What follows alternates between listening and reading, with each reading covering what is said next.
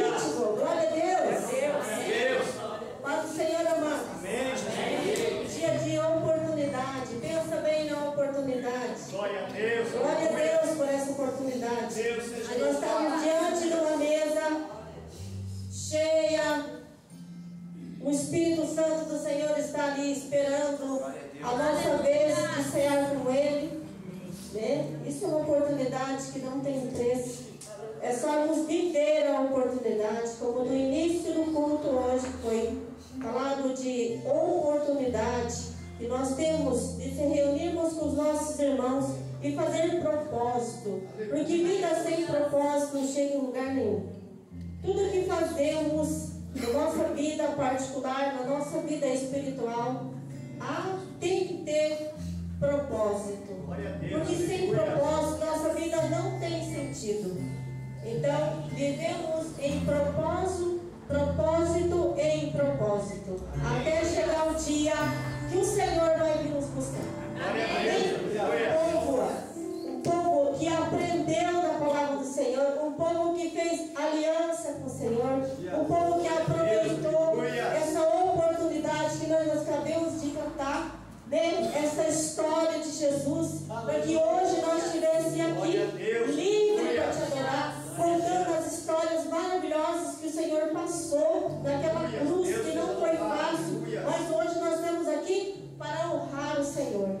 Vamos aproveitar que estamos todos de pé e vamos ler a palavra do Senhor que se encontra em Lucas capítulo 8, no verso 40.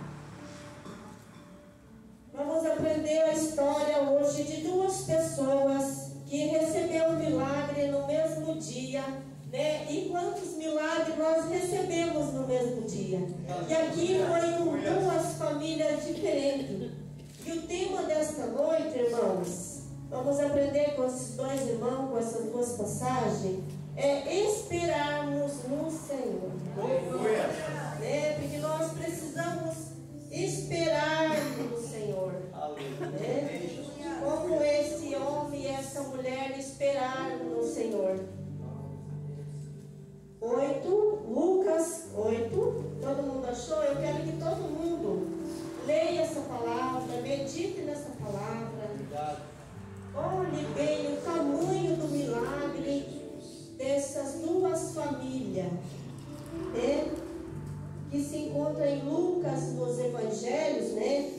Todas elas falam da mesma família, né? Os evangelhos, Mateus, todos os evangelhos, que diz assim, meus irmãos: e aconteceu que, quando voltou Jesus, a multidão o recebeu, porque todos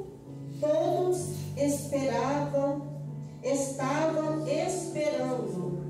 Eis que chegou um varão de nome Jairo, que era príncipe da sinagoga, prostrou-se aos pés de Jesus, rogava-lhe que entrasse em sua casa, porque tinha uma filha única, quase de 12 anos, que estava à morte.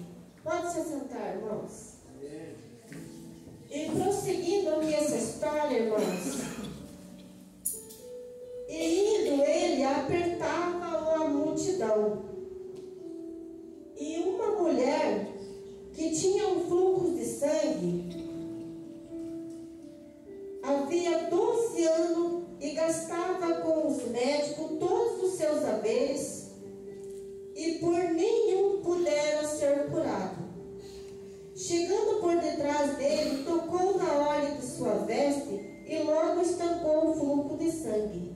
E disse Jesus: quem é que me tocou?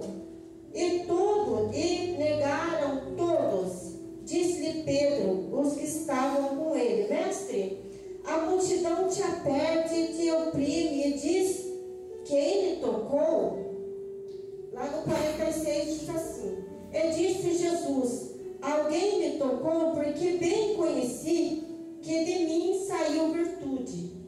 Então, vendo a mulher que não podia ocultar-se mais, aproximou-se tremendo, prostrou-se diante dele, declarou diante de todo o povo a causa que e como logo sarará. E ele disse-lhe: tem bom ânimo, filha, a tua fé te salvou, vai em paz. Estando ele ainda falando, chegou um da casa do príncipe da sinagoga, dizendo: não escute nunca isso quando tivermos um propósito no nosso coração. A tua filha já está morta, não incomode o mestre. Jesus, porém, ouvindo, respondeu-lhe, dizendo: não temas, crê somente e serás salva. E entrando em casa, a ninguém deixou entrar, senão a Pedro, a Tiago, a João e o pai e a mãe da menina. E todos choravam e penteavam, e ele disse: não choreis, não está morta, mas dorme. Mas ele, pegando, pulei aqui, irmãos, no 53, e riram-se dele, sabendo que estava morta. Mas ele, pegando-lhe na mão, chamou, dizendo: levanta-te, menina. E o espírito voltou, e ela logo se levantou. E Jesus mandou que desse de comer. E os seus pais ficaram maravilhados, e mandou que ninguém dissesse o que havia sucedido. Irmãos, estamos diante de duas histórias bem parecidas. Olhando pela palavra do Senhor com os olhos espirituais, os dois casos estavam mortos em casa. A menina, que é a primeira vitória deste pai, ela já estava morta. E olhando pelo sossego que esse pai ficou naquele momento, porque ele estava com o mestre, ele estava com o médico dos médicos, ele estava com aquele que podia todas as coisas. Mas olhando, irmãos, muitas vezes queremos o resultado da nossa oração, dos nossos pedidos, quando vamos atrás do Senhor, queremos que o Senhor responda imediatamente. Por que do tema esperarmos no Senhor? Quanto tempo o Senhor esperou por nós? Jesus fez eu meditar muito nesse tema e pensar comigo mesmo, quanto tempo o Senhor Jesus esperou por mim? Paciente, esperando que eu tomasse uma atitude, porque eu já estava indo na casa do Senhor. Mas Deus, Ele tem o tempo certo de nos curar, de nos salvar. E voltando aqui na palavra do Senhor, o primeiro tópico dessa palavra que eu tirei, irmãos, para mim, irmãos, a paciência que Jairo teve, a paciência de ver a multidão ali em volta de Jesus, aquele povo que ficou feliz porque onde Jesus estava, havia multidão, havia pessoas ali conversando com Jesus.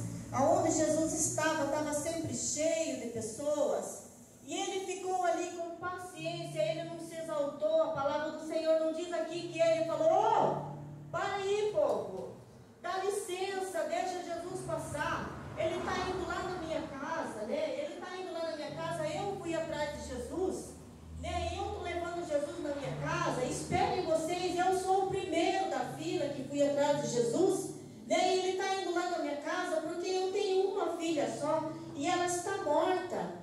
Não, ele ficou ali, Jesus ali apertado no meio da multidão, e ele ficou calado. Por quê?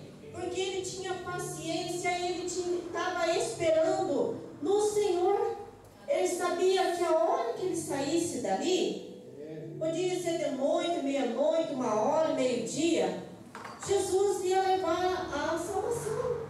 Porque Jesus, ele tinha consigo ali tudo o que ele precisava. Então ele não precisava se exaltar, ele não precisava murmurar, ele não precisava brigar, ele não precisava fazer nada. Porque ele esperava ali no Senhor e ele estava junto com com Deus, junto com o Senhor. E isso acontece hoje conosco. Nós também estamos com o mesmo mestre. Só que nós não podemos ver ele assim como nós estamos vendo uns aos outros. Mas nós cremos e esperamos num Deus que cura, que salva, que restaura, que ressuscita, que levanta, que batiza. É o mesmo daquele passado. E a mulher, meditando nessa palavra, irmãos, a menina tinha 12 anos e a mulher fazia 12 anos que estava também doente, sem vida. Mas voltando aqui no primeiro tópico da paciência, irmão, meditando na paciência, que nós temos que ter isso conosco, a paciência. Se eu orei por uma causa, se eu pedi, Jesus diz assim, irmãos, em Salmo 40, esperei com paciência no Senhor, e Ele se inclinou para mim e ouviu o meu clamor.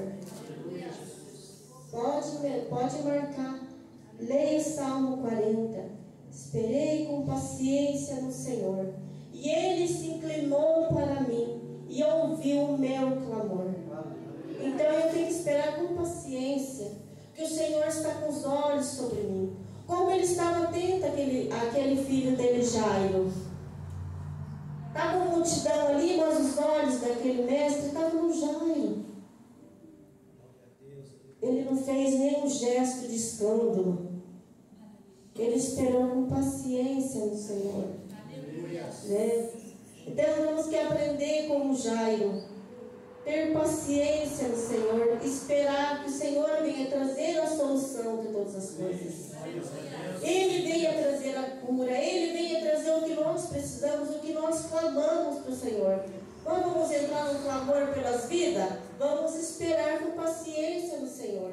Porque nesses 30 dias o Senhor vai ter cura, vai ter restauração, vai ter ressuscito, vai ter ressuscitar muitas pessoas que estão mortas.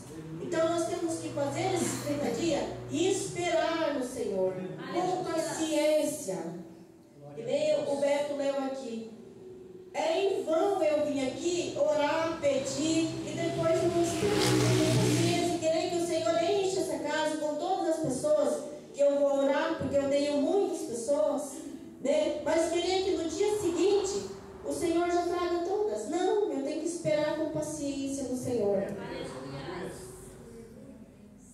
E no Salmo 27 também diz assim, meus irmãos: espera no Senhor, anima-te, e Ele fortalecerá o teu coração. Então nós precisamos esperar no Senhor, para que o Senhor venha fortalecer o nosso coração. Venha fortalecer o nosso coração, para que nós possamos nunca desanimar, mas sim se fortalecer naquele que pode todas as coisas. Não adianta, como diz a sua palavra, a minha preocupação, o meu medo, o meu temor não vai adiar nem um segundo da minha vida aqui na terra a mais. Então não adianta eu me preocupar. Salmo 27, isso que eu acabei de ler aqui, irmão, esperar e tem bom ânimo, que o Senhor vai fortalecer o meu coração, está em Salmo 27, no verso 14. Também o Salmo, irmãos, de Números 30, verso 5, diz assim: porque a sua ira dura somente um momento, mas o seu favor está à vida. O choro pode durar uma noite, mas a alegria vem pelo amanhã. Como eu adoro essa passagem, né? Porque a tristeza, a tribulação, ainda não dura para sempre. Ele pode durar uma noite, pode durar um ano, pode durar pouco tempo, mas quem espera no Senhor sempre alcança. Os que esperam no Senhor renovam as suas forças. Mas tem tantas passagens dos nossos irmãos do passado que esperaram no Senhor e encontraram o descanso, porque estavam esperando com paciência em alguém que podia suprir todas as necessidades. Não esperar em pessoa, mas sim naquele que pode. Ele não morreu em vão, que nem nós acabamos de cantar.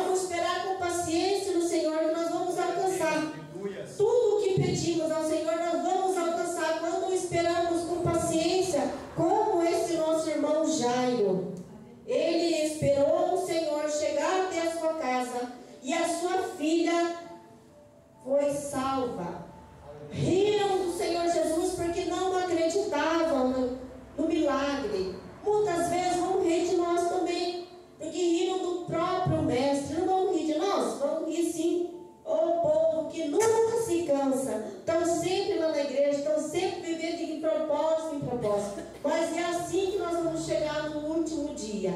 É assim que nós vamos subir louvando, cantando o hino da vitória. Glória a Deus. E o segundo tópico, irmão, é esperança, que está aqui, ó. Está aqui? Tá. Ainda há tempo de esperança. Ainda não se acabou tudo. Ainda o Senhor não veio. Ainda não chegou o último dia. Então ainda há esperança. Para Deus nada é impossível. As coisas estão difíceis? Sim. Porque o Senhor mesmo disse: tem de bom ânimo, se esforçaram, porque eu venci o mundo, por que nós também não vamos vencer? Se nós estamos com aquele que venceu, aquele que venceu a morte, o que nós estamos passando para ele é fichinha, não é nada. Ele venceu a morte, ele ressuscitou. E toda aquela caminhada que o Senhor Jesus mostrou para os discípulos, aonde o Senhor estava, ele levava os discípulos junto, porque ele queria mostrar: olha, eu vou ir, mas vocês vão ficar. Então aprenda comigo, para que vocês continuem. E eles já descansaram, esperaram no Senhor, com paciência, com uma esperança, e também estão lá descansando no Senhor até que o Senhor volte. E muitos dos nossos também estavam aqui, esperando, vindo na casa do Senhor, fazendo a obra, orando pelos que estavam perdidos, orando pelos que estão doentes, orando por todos, e estão descansando no Senhor. Então vale a pena ter esperança no Senhor. O segundo tópico, irmãos, é esperança. Que diz assim no Salmo de número 39, diz assim, irmãos: agora, pois, Senhor, que espera eu? Bate aí no peito. O que você está esperando? O que eu espero eu? A minha alma e tem esperança em Ti, Senhor. Vou repetir de novo. Agora, pois, eu, Senhor, que eu espero, minha esperança está em Ti. Não está nas coisas desse mundo, como diz a Sua palavra. Um confia em carro, outro confia em cavalo, mas nós fazemos menção no nome do Senhor Jesus. Então nós estamos aqui na esperança que Deus está batalhando por nós. Amém? No Salmo também, irmãos, de 62, no verso 5, diz assim: ó minha alma, espero somente em Deus, porque dele vem a minha esperança. Então, quando a tua alma estiver agitada por alguma coisa, aflita, preocupada, ansiosa, abatida, querendo desanimar, querendo se esfriar, porque é isso que o inimigo tem tentado. Ele não quer ninguém feliz, ele não quer ninguém com o joelho no chão, ele não quer ninguém com propósito, ele não quer ninguém glorificando o nome do Senhor, ele não quer ninguém que fale santo, santo, santo, santo és tu, Senhor. Ele não quer que ninguém faça isso. Ele quer pessoa desanimada, pessoa derrotada, pessoa desanimada, pessoa que não tem fé, pessoa que não tem esperança, pessoa que não tem paz, pessoa que anda aflita, mesmo servindo a Deus, vive uma aflição tremenda. Quantas e quantas vezes eu me peguei numa aflição que não tinha tamanho, e daí logo o Espírito Santo vem, ó, eu estou aqui, que desânimo é esse? Que desespero é esse? Peça, eu estou aqui, que você precisa, porque Ele sabe, o nosso Pai sabe o que nós precisamos, mas Ele quer que nós façamos a nossa parte lá ao Pai. Eu estou passando por isso, por isso, por isso. Ele sabe que eu preciso, mas Ele quer que eu me declare. Quando estamos passando necessidade, quando estamos bem também, precisamos fazer declaração. Nós precisamos fazer declaração, porque nós amamos ouvirmos uma declaração, né? Meu Deus, quem não gosta de uma declaração agora que está chegando o dia dos namorados? Não espere só esse dia. Não espere só esse dia. Fale todos os dias, declare-se. E mesmo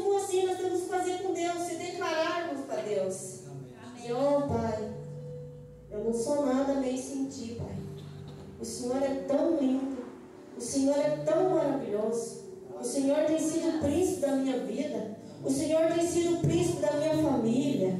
O Senhor tem sido o príncipe do meu trabalho. Foi o Senhor que mudou a minha história. Se não fosse o Senhor, ainda estava lá naquela história antiga, Senhor. Que história feia que eu vivia no passado. Mas o Senhor se fez tudo novo. Hoje eu tenho uma nova história. Tudo isso porque o Senhor é meu Pai. Tudo isso porque eu tenho o Senhor que tem alegrado a minha vida. E no Salmo de 119 também diz assim, irmão: sustenta-me conforme a tua palavra, para que viva e não deixe envergonhado a minha esperança. Então que o Senhor venha nos sustentar pela tua palavra, e que nós não venhamos se envergonhar da esperança que temos no Senhor, mas sim passar adiante para as pessoas que estão sem esperança, e ter a certeza que nós estamos passando uma palavra que é viva, que é eficaz, uma palavra que faz divisão, separa a pessoa do pecado e traz para a luz, né? Como Deus fez comigo, fez com todo, separou aquela vida que eu tinha, deixou lá no mar do esquecimento. Uma coisa que eu sempre gosto de meditar nessa palavra, que quando você se torna filho e é uma nova, tudo se fez novo, tudo que você fez lá no passado, Ele jogou lá no mar do esquecimento. Mesmo que um dia volte o inimigo a mostrar o que você era, poxa, mas você fez tudo aquilo, hoje você se acha santo, né? Hoje só porque você serve a Deus, você quer ser melhor do que eu. A gente vai escutar isso, e nós temos que repreender, porque nós somos sim novos em Cristo, e tudo se fez novo. E quem joga na cara, quem joga todas as coisas que você fez lá no passado, é o inimigo, porque Deus, Ele mostra coisas novas para você. Ele sempre vai mostrar coisas novas, que você pode se salvar, que você pode ter um caminho novo, que você pode viver a verdade, que você pode viver o amor, que tudo se fez novo, que aquele tempo passado Ele jogou no mar de esquecimento, não vai existir mais no dia do julgamento. Então Deus só tem coisas boas para nós oferecer. Né? Ele não tem coisas velhas lá para começar lá do começo, para mostrar, para jogar na minha cara. Não, quando eu ficar diante do Pai lá no dia do julgamento, tudo que eu fiz, se eu, a partir daquele momento que nasci, no dia do meu batismo, aceitei o Senhor como o único suficiente Salvador, e na minha vida tem esperança, tem fé, tem amor, e eu faço de tudo para viver o novo do Senhor, porque todo dia Deus se faz novo, todo dia Deus se renova as nossas forças. Então todo dia eu tenho um ânimo novo, todo dia Deus me dá uma esperança nova, todo dia Deus me dá um ânimo novo. Então a vida nossa com Cristo é tudo novo. Tudo novo, porque todo dia há um dia de esperança. Até que o Senhor volte nos buscar, nós temos nova esperança, nós temos novas fé, nós temos novo amor, que esse amor nunca vem envelhecer e ficar no passado. Eu me lembro até hoje, foi dia 5 de abril de 2014, 2015, 14 que eu me batizei. Então eu tenho que viver desde lá. 7 anos. Tudo aquilo ficou para trás. E hoje eu tenho todo dia uma chance diferente de conhecer o Senhor. Mas eu tenho que ter uma vida de esperança, de paciência, e viver de cada dia ter um propósito do Senhor. Cada dia eu tenho que me renovar na presença do Senhor. Mas, Senhor, renova hoje as minhas forças, Pai. Renova hoje a minha esperança, Senhor. Renova hoje a minha fé, meu Deus. Acrescenta quando eu estiver fraca. Me levanta quando eu estiver fraca, Senhor. Que eu nunca possa ficar caída, desanimada, desamparada, porque eu tenho o Senhor que tem nos sustentado. Vamos se colocar de pé, meus irmãos, que hoje nós temos um dia muito especial, um dia onde nós vamos celebrar, fazer uma aliança com o Senhor novamente, que cada vez que essa mesa está posta, irmãos, nós temos uma nova chance de fazer uma aliança com o Senhor, fazer novos propósitos para Ti, deixar nossos pecados, colocar na presença do Senhor, pedir que o Senhor nos lave, nos purifica de todo pecado, de toda injustiça, e que nós saímos daqui hoje, irmãos, com as nossas vestes leve, branca, cheia de esperança, de fé no Senhor.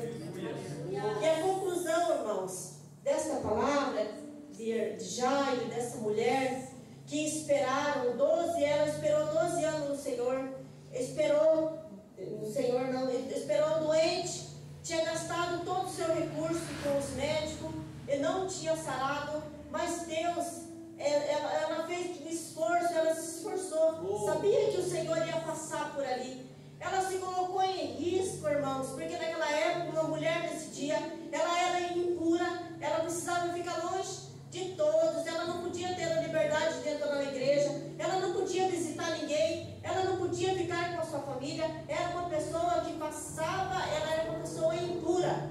Através do sacrifício que o Senhor fez por nós hoje, mulheres, nós podemos nesse dia glorificar o nome do Senhor, exaltar o nome do Senhor, porque o Senhor fez tudo por mim nesse dia.